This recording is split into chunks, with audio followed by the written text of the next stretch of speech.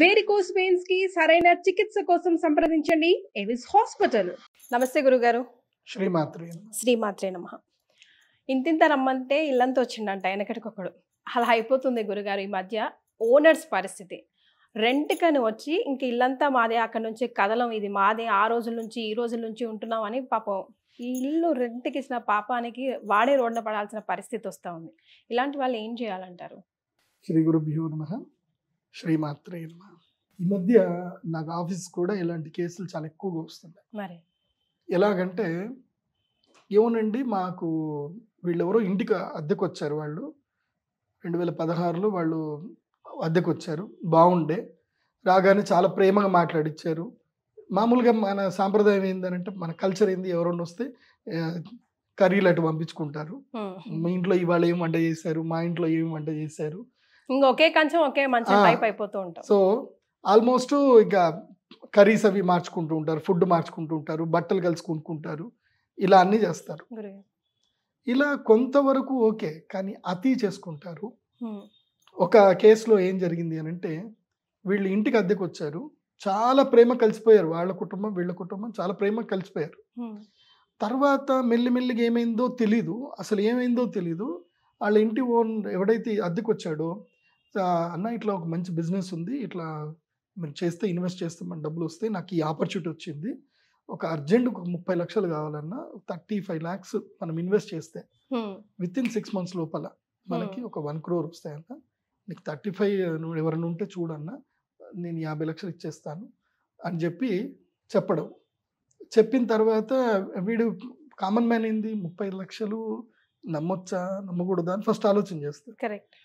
Immediately next డేనో ఒక 1 week gap ఇచ్చేసి, అన్న 35 lakhs దొరికినాయి, నువ్వేం ట్రై చేయకు, నాకు ఒక ఫ్రెండ్ హెల్ప్ చేసిండు అని చెప్పి ఆ ఫ్రెండ్ని పరిచయం చేయించడం. ఒక 1 week తర్వాత పరిచయం చేయించిన తర్వాత ఇంకొక 6 months గ్యాప్ ఉంది కదా, ఇప్పటిదాకా ఇట్లా నడిపించేసి 3 months లోపలనే ఆ ఫ్రెండ్కి పిలిపించేసి, థ్యాంక్స్ అన్న, పార్టీ ఏమైనా కింద ఓనర్ని పిలిచి పార్టీ ఇచ్చేసి, ఎంతన్నా ప్రాఫిట్ వచ్చిందన్న, థ్యాంక్స్ అన్న, 35కి నాకు 70 లక్షలు ఇచ్చినావు అన్న, చాలా థ్యాంక్స్, అసలు 30కి 30 లాభం వచ్చిందంటే 3 నెలల లోపల, మళ్ళీ ఎప్పుడు కావాలంటే చెప్పు బాయ్, నేను డబ్బులు ఇచ్చేస్తా అని చెప్పడము. ఇంకా ఈ పార్టీ మొత్తం వీడినంతా పెట్టేయడం అయిపోయింది. ఇక వీడిగా ఫిక్స్ అయిపోయినా, అమ్మ వచ్చేసినాయి అని చెప్పి. సో ఇవన్నీ ముచ్చట్లనే, మళ్ళీ ఆడ లెక్కల పత్రాలు డబ్బులు ఏం చూపించడం ఉండదు. సో ఇది జరిగిపోయింది. ఇక నెక్స్ట్ అన్న మళ్ళీ వచ్చిందన్న, ఆఫర్ వచ్చేసింది, ఈసారి కూడా కావాలి, ఈసారి 40 lakhs అవసరం ఉన్నాయి, అడ్జస్ట్ అవుతాయి అన్న అని అడుగుతాడు. అరే అప్పటికి వచ్చినాయి కదా, నాకు కూడా వస్తాయి కానీ 40 లక్షలు ఇచ్చేసిండు. ఇక 40 లక్షలు ఇవ్వగానే మెల్లిగా వీడు అటు ఇటు తిరగడం స్టార్ట్ చేసిండు. ఆ డబ్బులు వచ్చినా నీకు వడ్డీ అయితే ఇస్తాను నేను అని చెప్పి వడ్డీ అయితే ఇస్తున్నాడు. ఇది 2 రూపాయలు వడ్డీ ఇస్తున్నాడు, మంచిగానే వడ్డీ అయితే ఇస్తున్నాడు. 3 నెలలు అయిపోయింది, 4 నెలలు అయిపోయింది. సడన్గా మేమందరం టూర్కి వెళ్తున్నాం అని చెప్పేసి అన్నాడు.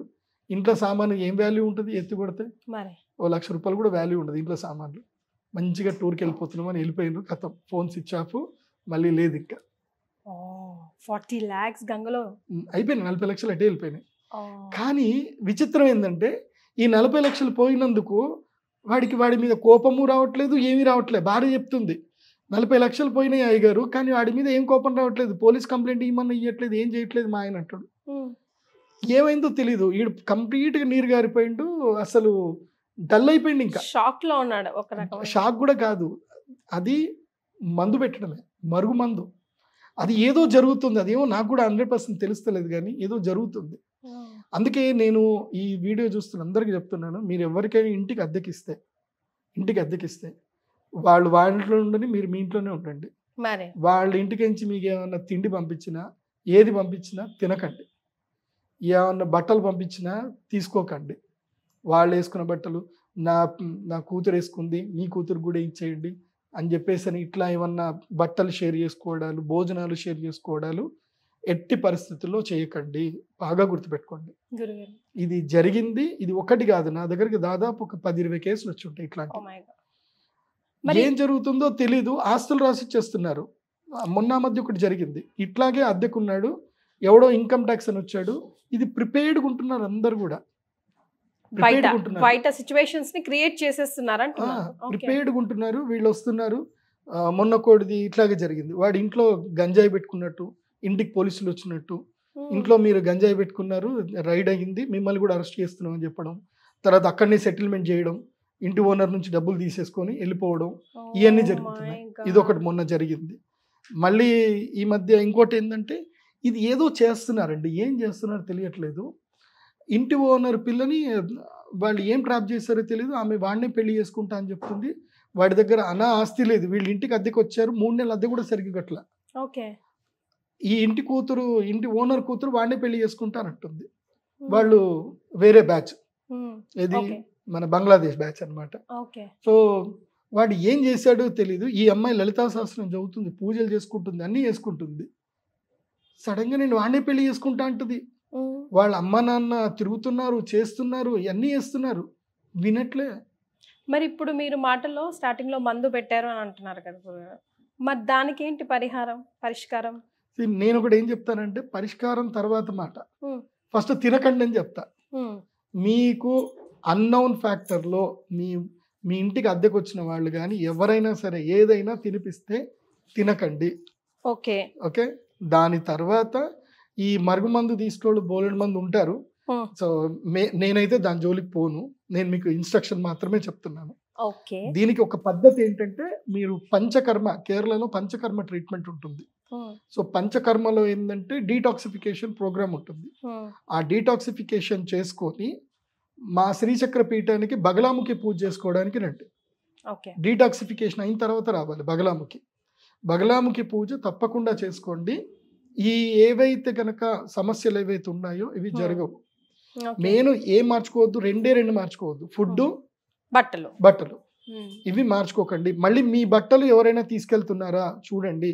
మీ ఇంటికి వచ్చి వెంట్రుకలు ఏమైనా తీసుకెళ్ళడము, ఏవైనా తీసుకెళ్ళడము, అవి ఏవి జరగకుండా చూసుకోండి. మెయిన్గా ఇది జరుగుతుంది. మొన్న మధ్య ఇక్కడ ఒకతను గోలీ సోడా బిజినెస్ చేస్తాడు, ఐస్ క్రీమ్ బిజినెస్ చేస్తాడు. అతని మంచి వ్యాపారం, ఈ కూల్ డ్రింక్స్ తయారు చేసేది వ్యాపారం, మంచి వ్యాపారము. ఏమైందో తెలీదు, వాడు ఆల్ ఆఫ్ సడన్గా ఏదో ఇన్కమ్ ట్యాక్స్ రైడ్ అయింది అని చెప్పేసి అని వాళ్ళు వచ్చి నోటీసులు ఇవ్వడము, మీ బ్యాంక్స్ అకౌంట్స్ అన్ని సీజ్ అయిపోతాయి అని చెప్పి వాళ్ళు ఏదో వార్నింగ్ ఇచ్చి వెళ్ళారు.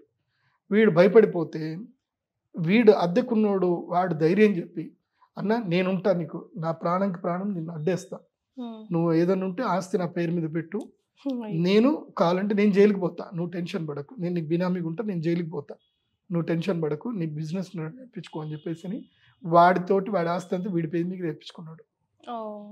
ఊరికే వీళ్ళు ఇన్కమ్ ట్యాక్స్ వాళ్ళు వస్తారు, ఫోన్ చేస్తారు, ఐడీలు చూపిస్తారు, మీ అకౌంట్ అది ఉంది ఇది ఉంది. వీళ్ళు ఆల్రెడీ డిస్కషన్లో వీడి సీక్రెట్స్ అన్ని చెప్పేశాడు, వాళ్ళు అవే సీక్రెట్స్ రివీల్ చేస్తున్నారు.